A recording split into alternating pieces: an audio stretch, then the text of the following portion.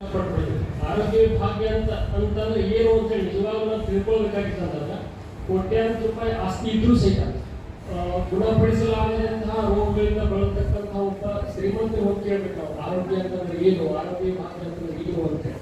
ಅದರ ಜೊತೆಗೆ ಯಾವುದೇ ಒಂದು ಸಂಪತ್ತು ಇದ್ದೇ ಇದ್ರೂ ಸಹಿತ ಆರೋಗ್ಯದಿಂದ ತನ್ನ ಆಹಾರವನ್ನು ತಾನೇ ದುಡಿದು ತಿನ್ನುವಂತಹ ಒಬ್ಬ ಮಹಿಳೆಯನ್ನ ಅಥವಾ ಒಬ್ಬ ವ್ಯಕ್ತಿಯನ್ನು ಹೋಗಿ ಕೇಳಬೇಕು ನಾವು ಆರೋಗ್ಯ ಭಾಗ್ಯ ಅಂತಂದ್ರೆ ಏನು ಅಂತಂದ್ರೆ ಅದರರ್ಥ ಆರೋಗ್ಯವೇ ಭಾಗ್ಯ, ಆರೋಗ್ಯಕ್ಕಿಂತ ಭಾಗ್ಯ ಬೇರೆ ಯಾವುದೂ ಇಲ್ಲ ಅನ್ನುವಂಥದ್ದು.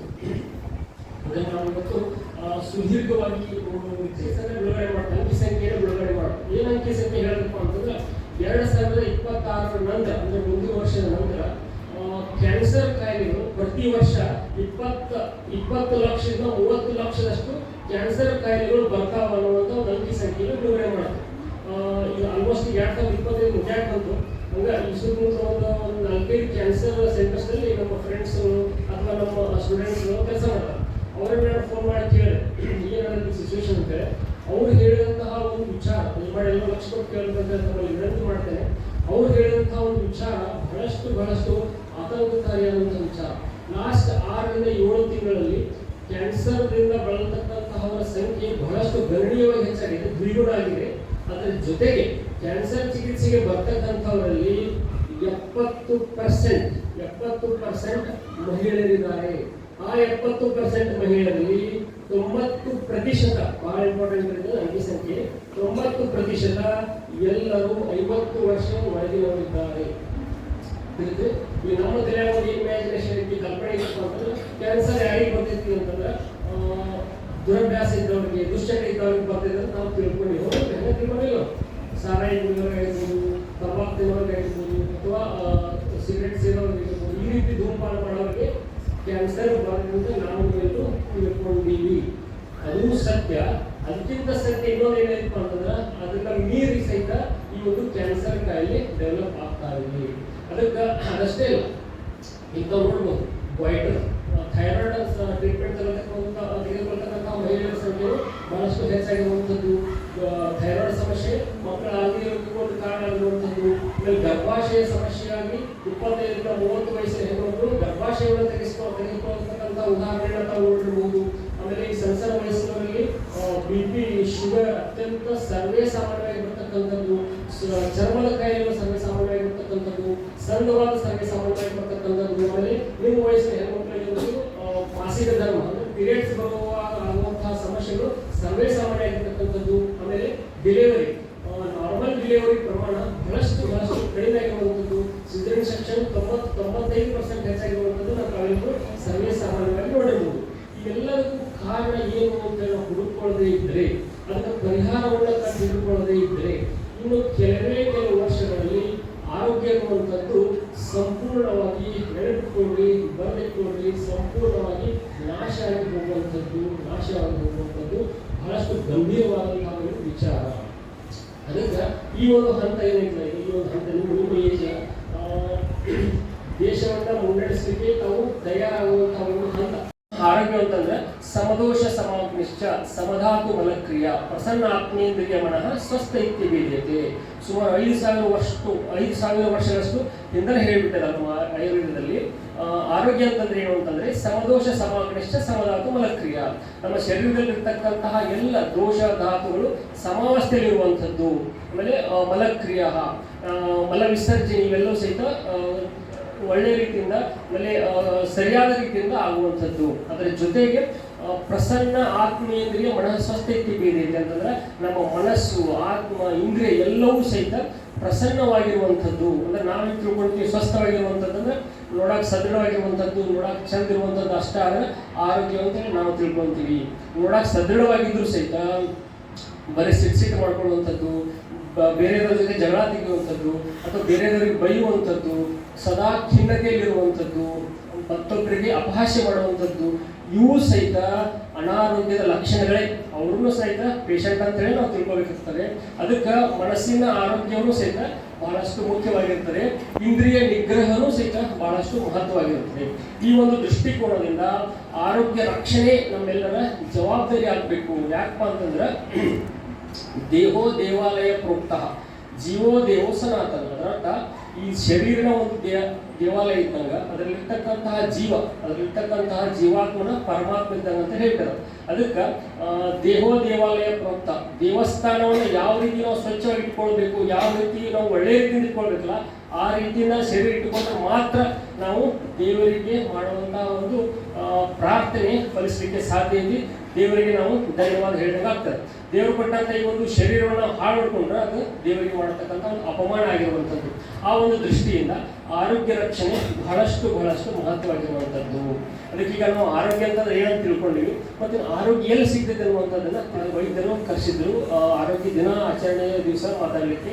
ಅವಾಗ ಹೇಳ್ತಕ್ಕಂಥದ್ದು ಏನಪ್ಪಾ ಅಂತಂದ್ರೆ, ಆರೋಗ್ಯ ಅನ್ನುವಂಥದ್ದು ಯಾವುದೇ ಆಸ್ಪತ್ರೆಯಲ್ಲಿ ಸಿಗುವಂಥದ್ದಲ್ಲ. ಒಬ್ಬ ವೈದ್ಯನಾಗಿ ಹೇಳ್ತಾ ಇದ್ದೇನೆ ನಾನು, ಆರೋಗ್ಯ ಅನ್ನುವಂಥದ್ದು ಯಾವುದೇ ಆಸ್ಪತ್ರೆಯಲ್ಲಿ ಸಿಗುವಂಥದ್ದಲ್ಲ. ಎಲ್ಲಿ ಸಿಗ್ತದೆ ಆರೋಗ್ಯ ಅನ್ನುವಂಥದ್ದು? ಆರೋಗ್ಯ ಅನ್ನುವಂಥದ್ದು ಅಡುಗೆ ಮನೆಯೊಳಗೆ ಸಿಗುವಂಥದ್ದು, ಆರೋಗ್ಯ ಅನ್ನುವಂಥದ್ದು ಪರಿಸರದಲ್ಲಿ ಸಿಗುವಂಥದ್ದು. ಇವತ್ತಿನ ಕಾಲಕ್ಕೆ ಏನಾಗಿತ್ತು ಅಂತಂದ್ರೆ, ನಾವು ನಮ್ಮ ಪರಿಸರವನ್ನು ಸಹಿತ ಸಂಪೂರ್ಣವಾಗಿ ಹಾಳು ಮಾಡಿಬಿಟ್ಟಿದ್ದೇವೆ ಸ್ವಾರ್ಥಕ್ಕಾಗಿ. ಅದರ ಜೊತೆಗೆ ನಮ್ಮ ಅಡುಗೆ ಮನೆಯನ್ನ ಸಂಪೂರ್ಣವಾಗಿ ನಾವು ಹಾಳು ಮಾಡಿಬಿಟ್ಟಿದ್ದೇವೆ.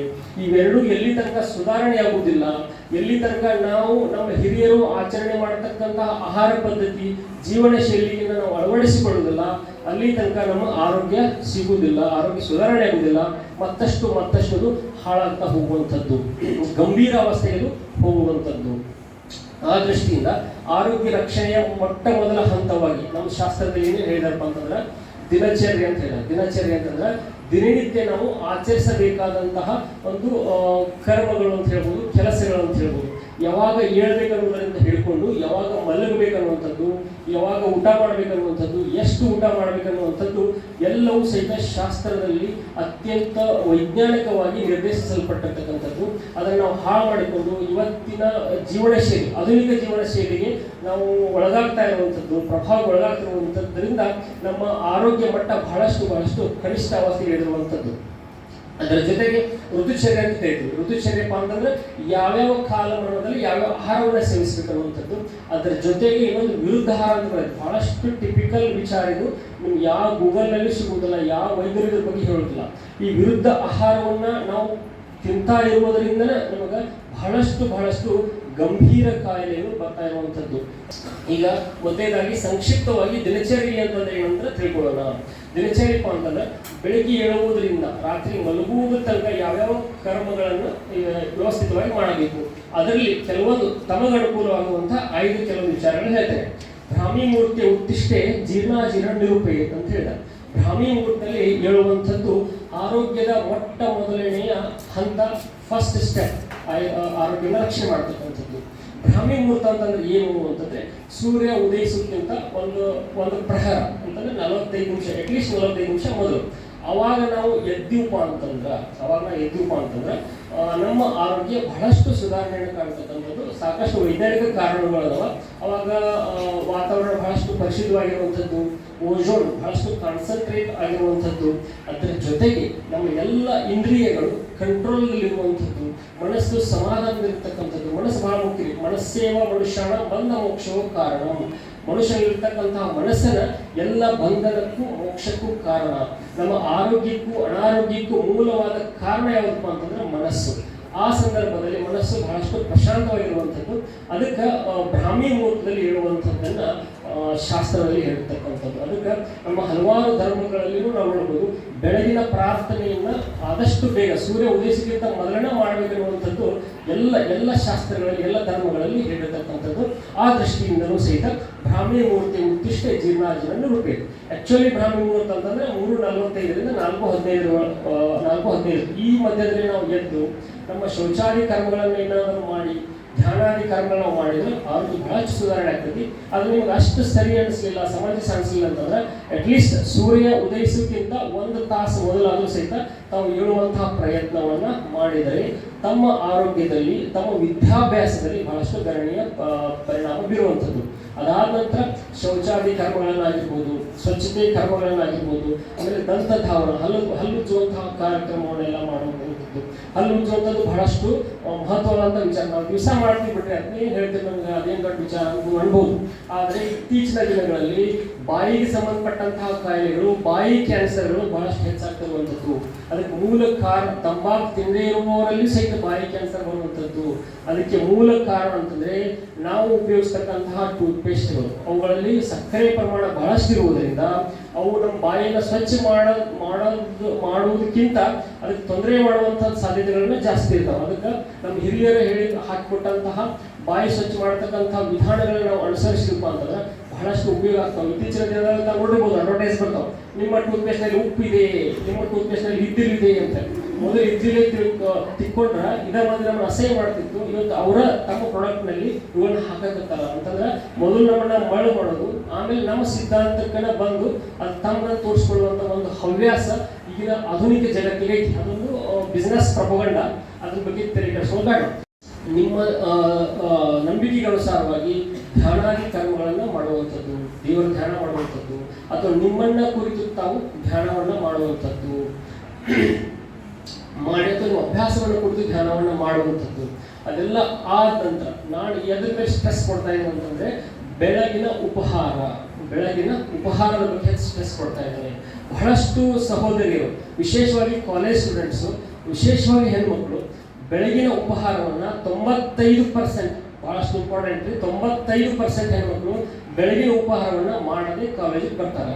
ದಯಮಾಡಿ ಪ್ರಾಮಾಣಿಕತೆಯಿಂದ ಕೈ ಎತ್ತರಿ. ಎಷ್ಟು ಜನ ಬೆಳಗಿನ ಉಪಹಾರ ಮಾಡಿ ಬರ್ತಾರೆ? ಪ್ರಾಮಾಣಿಕತೆಯಿಂದ ಎತ್ತಬೇಕಾ? ನಿಮ್ಮ ಆತ್ಮಸಾಕ್ಷಿಗೆ ಅನುಗುಣವಾಗಿ ಎತ್ತಬೇಕು. ಬೆಳಗಿನ ಉಪಹಾರವನ್ನು ಎಷ್ಟು ಜನ ತಪ್ಪದ ಮಾಡಿ ಕಾಲೇಜಿಗೆ ಬರ್ತೀರಿ? ಈಗ ನಿಮ್ದಷ್ಟೇ ಸಮಸ್ಯೆ ಇಲ್ಲ, ಇದು ನಿಮ್ದಷ್ಟೇ ಬಿಡ್ರಿ. ಹೇಳ್ತಾರೆ ನನಗೆ ಗೊತ್ತೈತೆ, ಅಂಕಿ ಸಂಖ್ಯೆ ನನಗೆ ಗೊತ್ತೈತೆ, ಆದ್ರೂ ನಿಮ್ಗೆ ಕೇಳ್ತಾ ಇದ್ದೇನೆ. ಇಲ್ಲೇ ನೀವು ಪ್ರಾಮಾಣಿಕತೆಯಿಂದ ಕೈ ಎತ್ತಿರಂತಂದ್ರೆ 95% ಜನ ಬೆಳಗಿನ ಉಪಹಾರ ಮಾಡಿ ಬರುವುದಿಲ್ಲ. ದಯಮಾಡಿ ಲಕ್ಷ ಕೊಟ್ಟು ಕೇಳ್ರಿ. ಬೆಳಗಿನ ಉಪಹಾರ ಅಂತಂದ್ರೆ ಅದು ಅಮೃತಕ್ಕೆ ಸಮಾನ. ದಯಮಾಡಿ ಅದನ್ನ ಸ್ಕಿಪ್ ಮಾಡಬೇಡ್ರಿ. ಯಾಕಂದ್ರೆ ಹೇಳ್ತೀನಿ ಮೇಡಮ್, ದಯಮಾಡಿ ಅದನ್ನ ತಪ್ಪಿಸ್ಲಿಕ್ಕೆ ಹೋಗ್ಬೇಡ್ರಿ. ಬೆಳಗಿನ ಉಪಹಾರವನ್ನ ತಾವು ಸೇವನೆ ಮಾಡಲಿಕ್ಕೆ ಬೇಕು, ಕಂಪಲ್ಸರಿ. ನಾವು ಈಗ ಪ್ರಾಕ್ಟೀಸ್ ಮಾಡಕತ್ಮೇಲೆ ನೋಡ್ತಾ ಇರುವಂತೆ ಬೆಳಗ್ಗೆ 7:30 ಇಂದ 8:30 ಒಳಗಾಗಿ ಯಾರು ಟಿಫಿನ್ ಮಾಡ್ತಾರೆ, ಯಾರು ಬೆಳಗ್ಗೆ ಉಪಹಾರ ಮಾಡ್ತಾರಲ್ಲ, ಅವರ ಆರೋಗ್ಯ ಬಹಳಷ್ಟು ಒಳ್ಳೆಯ ರೀತಿಯಲ್ಲಿ ಇರುವಂಥದ್ದು. 9 ನಂತರ 9ರಿಂದ 10 ಮಾಡ್ತಕ್ಕಂಥವ್ರ ಆರೋಗ್ಯದ ಮಟ್ಟ ಮಧ್ಯಮ ಪ್ರಮಾಣದಲ್ಲಿರುವಂಥದ್ದು. 11 ನಂತರ ಯಾರು ಬೆಳಗ್ಗೆ ಉಪಹಾರ ಸೇವನೆ ಮಾಡ್ತಾರಲ್ಲ, ಅವರ ಆರೋಗ್ಯ ಮಟ್ಟ ಬಹಳಷ್ಟು ಕನಿಷ್ಠ ಮಟ್ಟದಲ್ಲಿ ಇರ್ತಕ್ಕಂಥದ್ದು ನಾವು ನೋಡ್ತಾ ಇದ್ದೇವೆ. ಅದಕ್ಕೆ ದಯಮಾಡಿ ಎಲ್ಲ ಸಹೋದರಿಯರಲ್ಲಿ ವಿನಂತಿ ಏನ್ ಮಾಡ್ಕೊಳ್ತಾ ಇದೀಪ ಅಂತಂದ್ರೆ ಬೆಳಗಿನ ಉಪಹಾರವನ್ನು ಆದಷ್ಟು 7ರಿಂದ 8 ಒಳಗಾಗಿ ಮುಗಿಸುವಂತ ಪ್ರಯತ್ನವನ್ನ ಮಾಡಬೇಕು.